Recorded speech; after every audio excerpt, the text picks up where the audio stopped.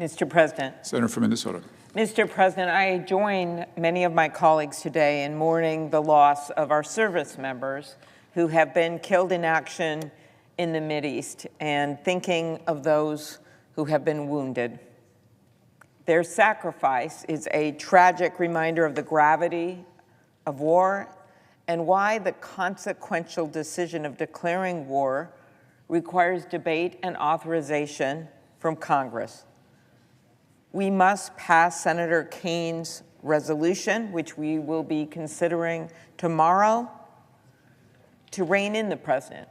Because under the U.S. Constitution, it is Congress, not the president, who has the power to declare war. But the president, unilaterally, with no authorization from Congress and without a clear justification of any imminent need for war, has gone to war with Iran. And he's done so without laying out a strategic plan or a path forward.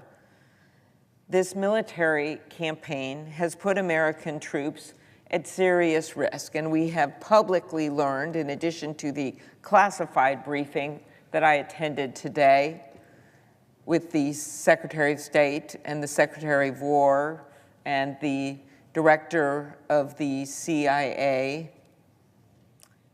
we have learned publicly that this is escalating. And we have seen the results even so far. American service members and innocent civilians have been killed. U.S. military bases have been hit. Our embassies and allies have been attacked. To be clear, Iran is a terrorist state and should never have a nuclear weapon, and the regime's aggression in the region and repression of Iranian citizens must end.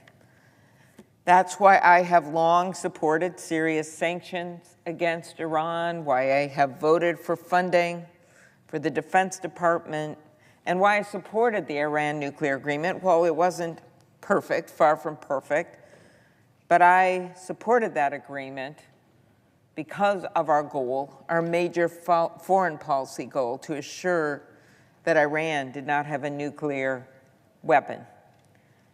I opposed President Trump's decision a few years back to take us out of that agreement, and even some of my colleagues who had not voted for the agreement to begin with, which I had, did not support the decision of taking us out of the agreement. Our ultimate goal must be peace in the region, and we know all too well that wars for regime change can lead to unintended consequences for years and decades to come. And as we see what is happening, we believe, many of us, that Congress should have this ultimate authorization. And not having a plan is not only dangerous for the U.S., it is dangerous for our partners and our allies abroad. This military campaign has introduced increased chaos and danger throughout the region. Military action of this size and scope must be paired with a plan that takes into account the long-term impacts of war and sets achievable goals that do not unnecessarily endanger our troops and innocents. That is not what is happening here. The president has acknowledged that they do not have a clear plan of who will be taking over this nation of tens of millions of people. That is why I'm on the Senate floor today. The American people don't want another war, an endless war that puts our troops at great risk. I urge my colleagues on both sides of the aisle to support this resolution and stand up for the institution in which we serve and stand up for the people that we represent. I yield back my time. Thank you, Mr. President.